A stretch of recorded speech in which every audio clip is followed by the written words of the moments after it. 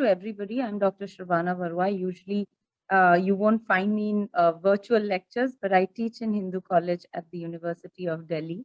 And what we will be dealing with today is, as you all know, Northeast region and what it means to the Act East policy of India. But before we begin what Act East policy is, we need a little backgrounder on how Act East policy evolved to what it is. Very simply, all of you, I think, understand that the Look East policy that came in the early 1990s eventually changed its scope, its method, as well as its way of implementation. So the Act East policy, which Prime Minister Modi announced, or the Look East policy that he polished and then presented to the country again, is something which is different in three ways, because I think it's usually a question that is asked. How is the Act East policy different from the Look East policy? Beyond the time that it's in 2014 and 1992, it is different in three ways. Firstly, it is different in its scope. How? The Act East policy today focuses more on, it's centered around what is known as ASEAN, the Association of Southeast Asian Nations. It also goes beyond ASEAN, and ASEAN, mind you, has 10 countries within it. But it also goes beyond ASEAN to regions that today we called as, Indo-Pacific, all the way up to even, it could go all the way up to Australia as well, a large part of the Asia Pacific. So if you're talking about the scope, the Act East policy is said to be slightly broader. Second way that Act East policy is different from the Look East policy is that the government puts it across as something which is more action oriented. Again, how is it more action oriented? For instance, it is said that the Act East policy is supposed to increase the bilateral relationship with each of these neighboring countries towards the east. I will take an example of Myanmar because my specialization is also in that country, and then move on probably to Indonesia, Thailand, and so on. For instance, with Myanmar, we have two major projects on a, not just on a bilateral level, but it has integrated with what we know as Act East policy today. The first project is the Kaladan Multimodal Transit and Transport Project. I'm sure some of you again have heard of that. The project is unfortunately yet to be completed, and this Kaladan Multimodal Project is something that has anchored the Northeast India a little more solidly to the Act East policy. I will tell you a little more on that, but that is one of the major projects that India has in Myanmar. The second one is the Trilateral Highway. The Trilateral Highway, again, it's not just a bilateral project. It is a project that extends all the way to countries. In fact, now there is a talk that under the Act East policy, because Act East policy, as I mentioned, is increased in its scope. So it is being said that the Trilateral Highway is going to go all the way up to the LMV countries in Indochina. Indochina, mind you, is again a very specific region. And I put it across as, I usually tell all my audiences that when you talk about India-China relationship, please avoid saying the word Indochina, because Indochina itself is a very specific region which consists of the LMV countries, which is Laos, Myanmar, Thailand, and so on. So this is the region which was at one point of time also under French colonialism, and this is the region which falls as a focus area also of our Act East policy. And this trilateral highway that I'm mentioning is to extend all the way. It's a highway. It is also part of the Asian Highway Network.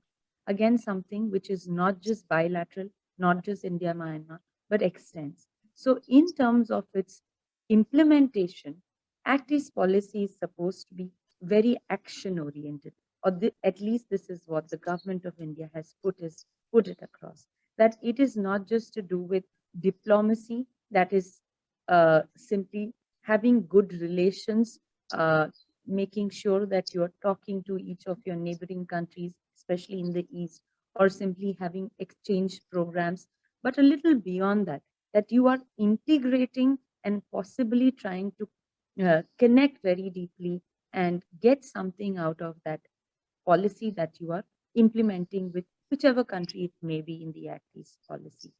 The third difference that you can point out between Look East policy and Act East policy, so we have obviously the scope. The second one is the fact that it is very much, or at least put to be much more action oriented. But the third difference is also supposed to be that it is not just based on very typical foreign policy subjects, that is diplomacy, or not just concerned with security alone, or just concerned with simple, like I mentioned, simple exchanges and keeping in touch with a neighboring country, but it involves a large range of uh, topics, which again takes you back to the increase in scope.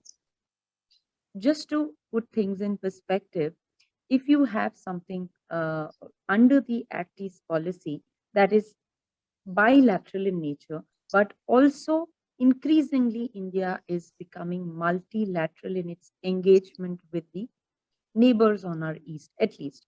So multilateralism as an aspect comes into this policy. Let me give you an example. So we have this grouping, which is a multilateral body called the BIMSTEC, the Bay of Bengal Initiative for Multi-Sectoral multi-sectoral technological body, which is supposed to initially have started in 1997 and then engaged with uh, it obviously broadened in its horizon in between. It had 14 uh, spaces where BIMSTEC was negotiating. There were agendas. Now it has come down to almost seven. But the point being that multilateralism also as a uh, aspect of Act East policy enhances in this picture. So it's not just bilateral. It is not just looking at engaging with countries on our east just to increase diplomatic or foreign policy relations, but a wide range of aspects, including maritime interaction, including non-security aspects such as environment, such as for instance, economic integration as much as possible. So ACT's policy today is much more enhanced. It's considered to be much more dynamic and is also having various other branches, if I can put it that way. It's a more complex policy than the Look East policy was in the 1990s. So coming to the next question of how is the Northeast region engaging with or how what is the role of this Northeast region in enhancing or in facilitating this Act East policy that we have today, which is said to be so much more dynamic. With that, let me remind you that unfortunately, or I mean, it could be seen as either way, fortunately, unfortunately, but it needs to be underlined that it is not just the Northeast region that should be considered as the arrowhead of the Act East policy. I'm sure all of you have heard of the fact that Northeast region is projected as an arrowhead or a bridgehead of the Act East policy. Very rightly so, but to be remembered is the fact that very close to, say, a region in Indonesia is the island of Nicobar, Andaman, which is equally close, which equally can be looked into, because now that we are talking about the maritime domain, we talk about the importance of the maritime domain increasingly so, especially since we have the maritime Silk Road, which China announced in 2013, since we have the quadrilateral security dialogue, which is something that was resurrected in 2017. We have so many aspects of various policies which focus on the maritime domain. So we must keep this idea in mind that Act East policy can be implemented, or the action orientation that we talk about can be implemented not just through the Northeast region, but also through our eastern coastal regions of the country. And I think one big example in that context has been the Sabang region of Indonesia trying to collaborate on various aspects with Andaman Island. So we must keep that angle in mind before delving into or focusing into Northeast region. But yes, the focus of today's lecture is supposed to be Northeast region. So let me start focusing on Northeast region by reminding all of you about three things. First thing that you need to understand when we are talking about why Northeast region has become the arrowhead today is because of the fact that so far, or at least till the 1980s, mid 1980s, when insurgency became a big issue in the Northeast region, we had the Assam movement at that point of time. We had the insurgencies in Nagaland. We also had insurgencies and continue to have traditional security problems in Manipur, and also some parts, though not as much, but also some parts of Meghalaya. And on a larger level, we have the concern, traditional security concern about Arunachal being considered as a part of China by Beijing. So these are traditional security concerns that brought the focus of New Delhi to the Northeast region, particularly in the 1980s. And with that background in mind, when Luki's policy was introduced, of course, we did not focus, we had a little difficulty in focusing beyond traditional security issues because of the fact that Northeast region was so engrossed in these traditional security and insurgency issues at that point of time. So today, when I say that the scope, the aspects of Act East policy has increased beyond traditional security, and I'm assuming here that all of you understand what is traditional and non-traditional security. Traditional security is, of course, related to hard power projections, use of military, police, and so on and so forth. Whereas non-traditional could be, insecurity because of water issues, for instance, something that has come up in Act East policy concerns today, because we have concerns about Brahmaputra being dammed in the upper riverine areas by China. So that indirectly becomes a non-traditional security issues.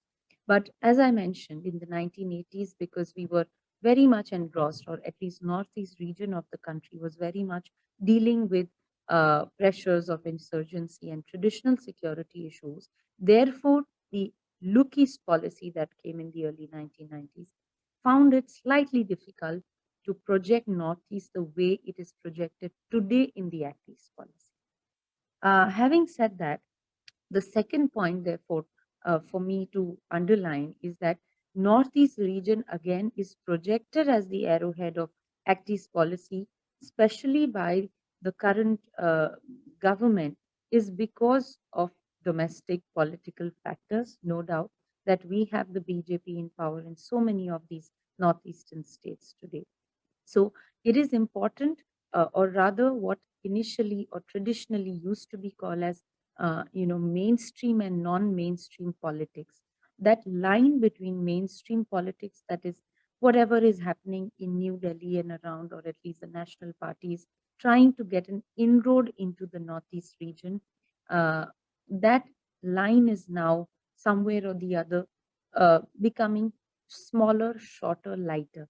So we have uh, governments after governments that have come and that have found themselves in power even in local politics, which means that you have a better grasp of things happening in the local regions in northeastern states. So that allows New Delhi to project Northeast region, therefore, as a or have a complete picture of the region there, to project it as an arrowhead uh, for any kind of foreign policy. But of course, here it's the Act East policy. The third reason, as I was mentioning, for Northeast reason to become an arrowhead is because of the fact that there has been a lot of uh, resources in terms of natural resources, but also in terms of water resources, in terms of human resource. When it comes to human resource, it means that you are talking about people. And when you're talking about people, there is also a tendency of different people in the northeastern states to engage closely with other parts of the country today, something that did not happen in the early 1990s. We also have more languages, people talking about understanding not just a local language, whether it is Assamese, Bengali, Nagamese, Manipuri, and so forth. But we also have more and more people understanding foreign languages or attempting to learn. For instance, there is a foreign policy language course being taught in two institutions in northeastern states, trying to engage people to understand languages which allow them to engage not just with domestic politics, domestic economy, but also something that happens across countries. Another example beyond language is also people engaging in small and medium scale enterprises, what is known as SMEs. So the SME sector, for instance, and there are various SME sectors, and this also connects people as resource and natural resources, for instance, bamboo.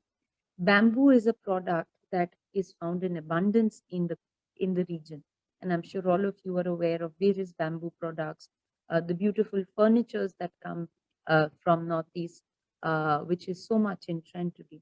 Now, when you're talking about Act East policy, you have to, as I said, it is action oriented. So the attempt is to make use of local natural resources and then engage with the neighboring state in doing some kind of trade with them, or having some kind of a exchange program, R&D, research and development. It could be anything. And since that has been the focus of ACTI's policy, and because resource, whether it's human resource and humans and people who are much more integrated with New Delhi today, or with larger the Indian subcontinent, and this is a development that has happened post also the use of the internet. We have easy access to people there, what they eat, what they think, what they, uh, the culture there. And similarly, the integration process that has happened has allowed, I think, resources, both in terms of people and natural resources, to be utilized in an optimum way, in a better way, if not the most optimum way. So these are three factors because of which I believe the Northeast region has been projected today as the gateway, as the bridgehead, as the arrowhead to a larger Act East policy. Now, another question that we must try and understand when we understand Northeast region in Act East policies are some of the specific areas that we need to focus on. Roughly, of course, I have laid down some aspects for our audience to take here, but there are certain areas which need focus. And in the last at least 5 to 6 years, there have been focuses on C's, the 3 or 5 C's. When you say C, it the first thing that comes to mind is connectivity. I think large part of projects that are taking place in the Northeast region are focusing on connectivity.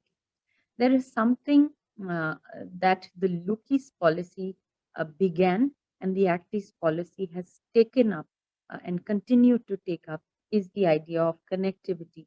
Till the time, mainland is connected to areas in the Northeast, and this is we are talking about a topography which is in many ways very difficult. The terrain is difficult, so connectivity is a must if there is to be a Mm, if NER in fact is to be a arrowhead. So connectivity is C number one. That even look east policy, for instance, if you look at one source, if I can give you, and uh, anybody can go back and look at the projects in the Ministry of Donor Development of Northeast region. It was earlier in the 2000s, it was just a department.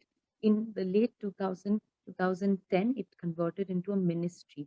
And as soon as the government of India opened this Ministry of Donor, this ministry began to engage people in these 7 to 8 states in Northeast region and started getting projects and money for the same. And this has enabled Northeast region to become that arrowhead, therefore. But in the Ministry of Donor, you will find various programs, various projects that are uh, being taken up. The NESIDS, connecting roads, connecting railways to interior parts of, say Manipur, say Arunachal and Nagaland and so on. But there's a question which ministry, it's called the Ministry of Donor, DONER. It's called the Ministry of Development of Northeast Region. It's the Ministry of Donor. And this ministry is the MEA, of course, is involved, the Ministry of External Affairs, that is involved with various countries towards our east and engaging through NER with these different countries. But it is also the Ministry of Donor that becomes the facilitator and becomes the mediator for these projects to actually take place.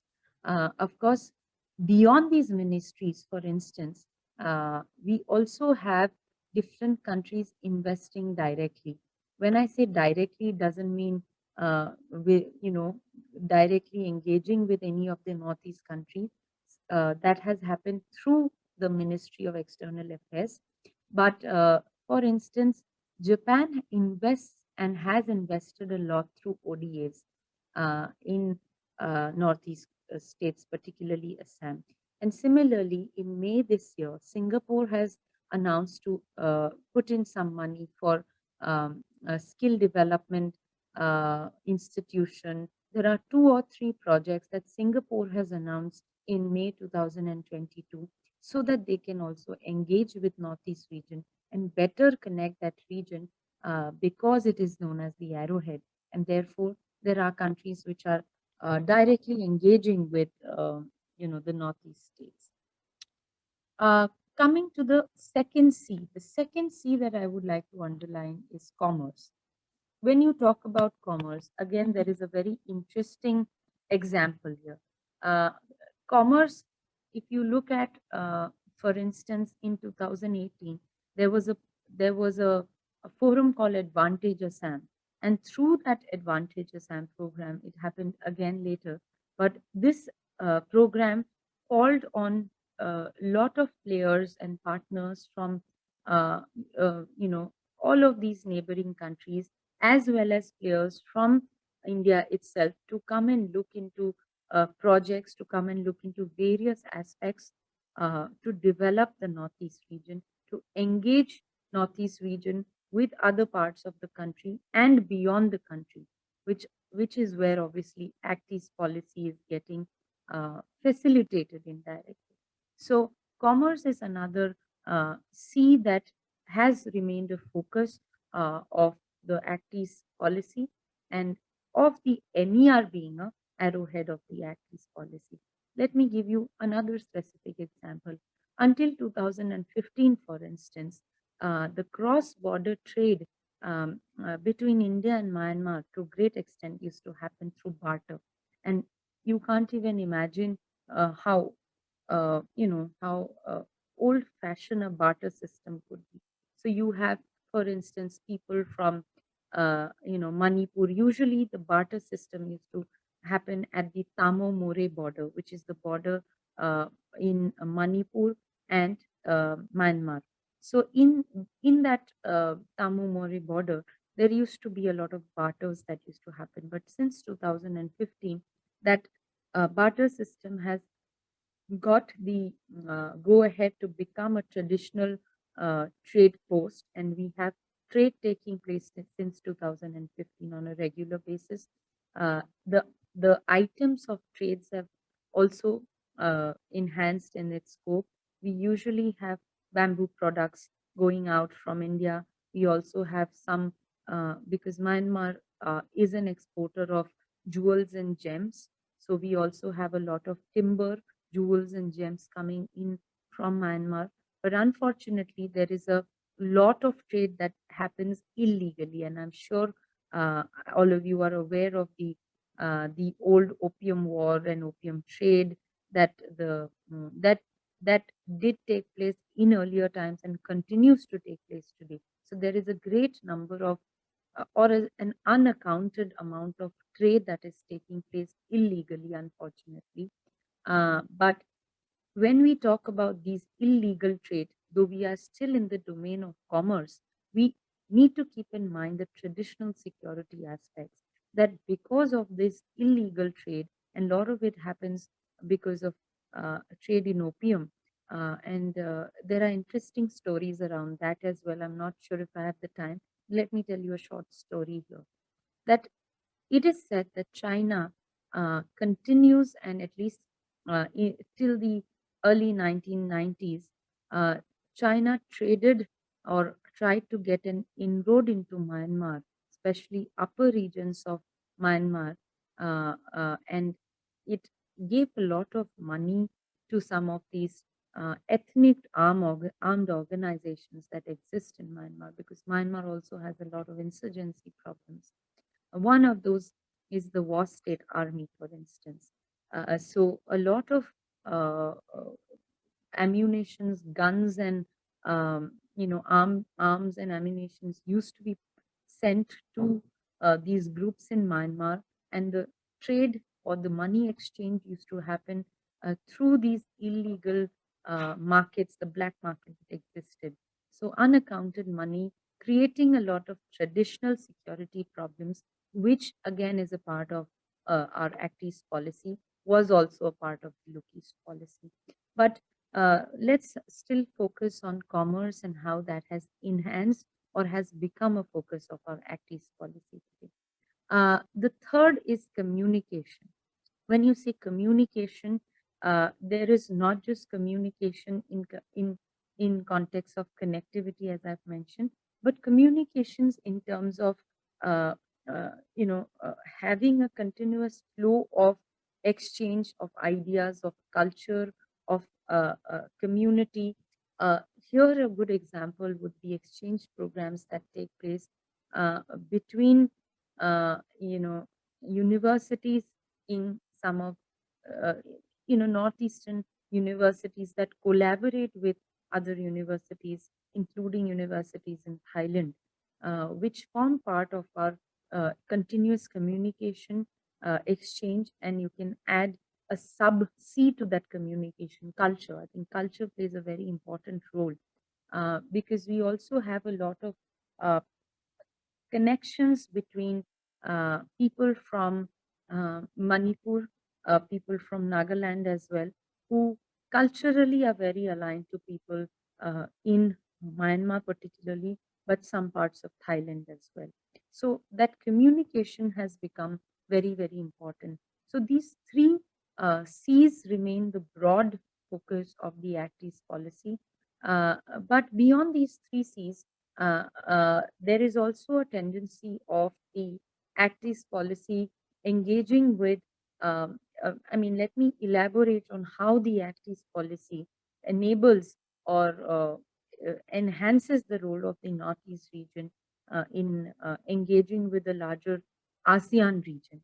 So ASEAN, again, as all of you know, is a multilateral forum which forms, you know, uh, almost a political face of the Southeast Asian region.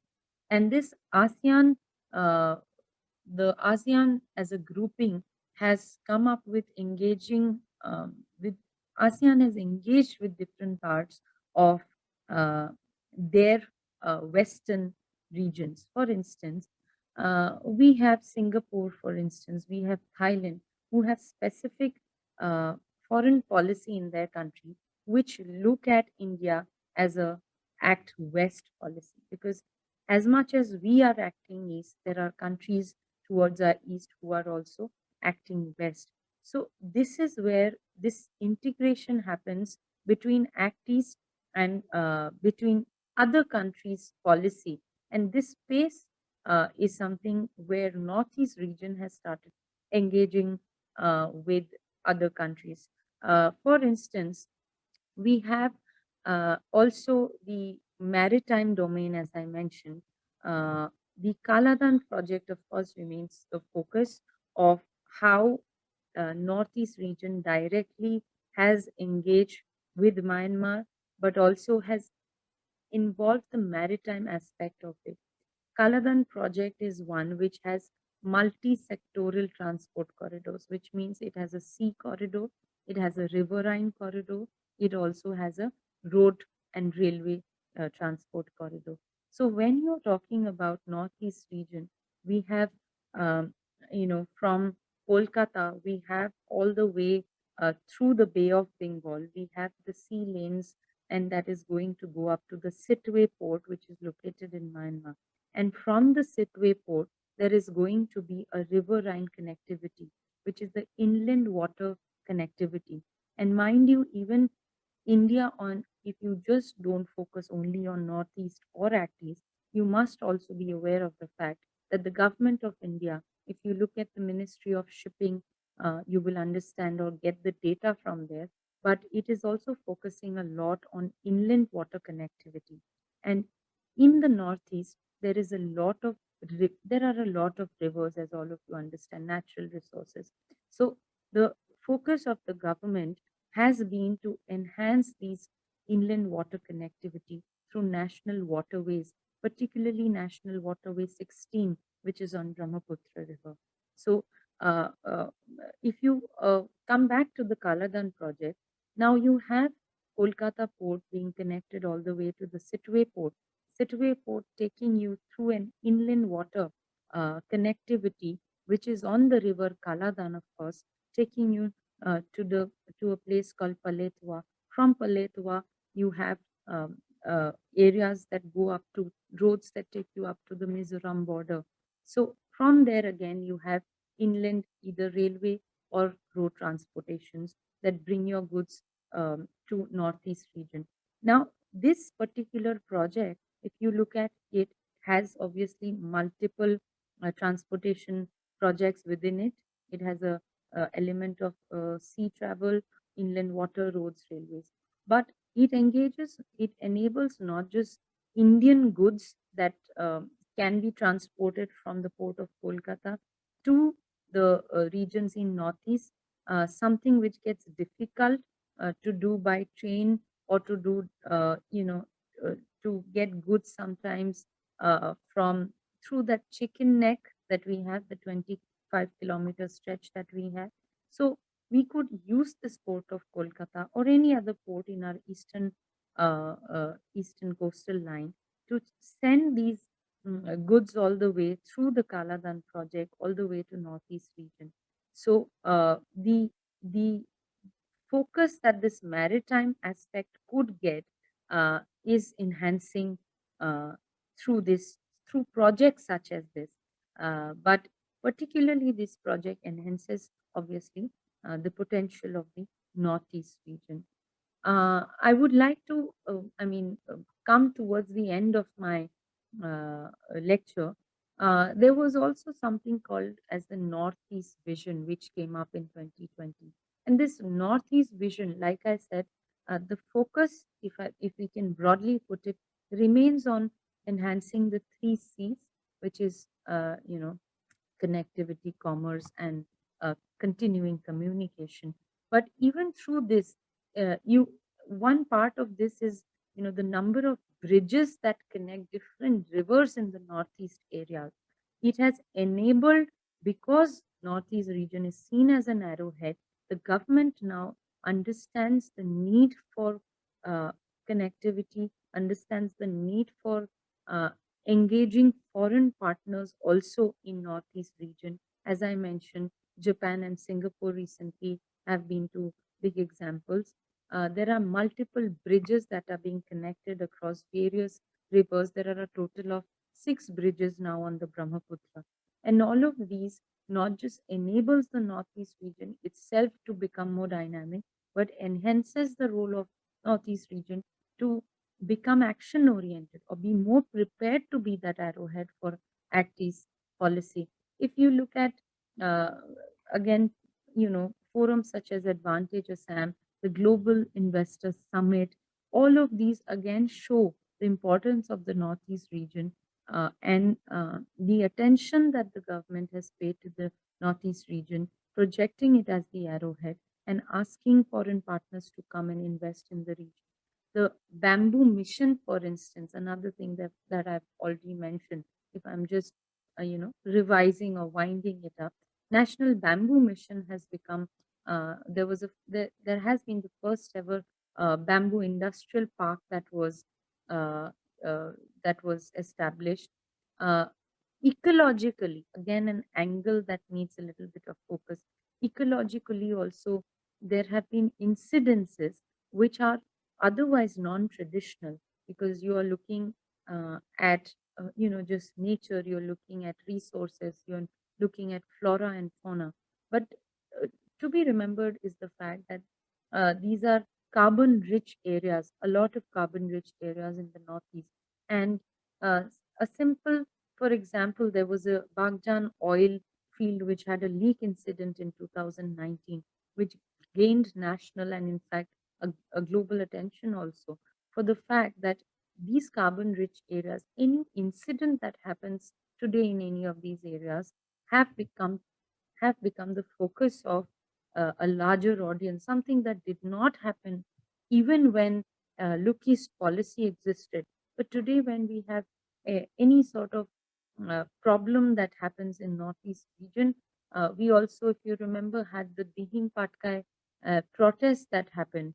Again, a factor that is otherwise non-traditional, but it has become the focus of a national focus, in fact, for the reason that NER is much more than what it was, in the last decade as well. Just a last point to wind up all of this. At the end of the day, you also have to remember the fact that this is an area where uh, earlier, at least when we had the idea of low-case policy, we kept our focus largely on the fact that China was interested in Arunachal, or for the fact that we have some of these engagements with countries such as maybe a little bit Bhutan as well, because I did not focus so much on Bhutan, but Bhutan has at least areas through which you can come all the way up to the Northeast region. And there are trade posts in Bhutan as well, which are now gaining currency. Bhutan is also important for the reason that, interestingly, I'm sure some of you may know, some of you may not know, that Bhutan is the only neighboring country of India which doesn't officially have a diplomatic relationship with China. It has no diplomatic engagement with the PRC or even with India in that sense. But as I was saying, that earlier when Luki's policy was there, or in the 90s and early 2000s, our concern, traditional security concern beyond insurgency, was also the fact that China was attempting to gain grounds in Arunachal Pradesh and other parts of Northeast. And because of 1962 war, a period when China came all the way up to parts of Assam, Tejpur, for instance, we were very much concerned about China's attempts or inroads into this region. We have something which is today known as the Stillwell Road, for instance, which could connect all the way through Burma up to parts of Yunnan in China. So there are various ways in which China can gain inroads into Northeast region. And before the Act East policy, we put a lot of focus on such areas. When we talk about the Act East policy, our focus doesn't necessarily go only on that area, but like I mentioned, connectivity and communications and commerce.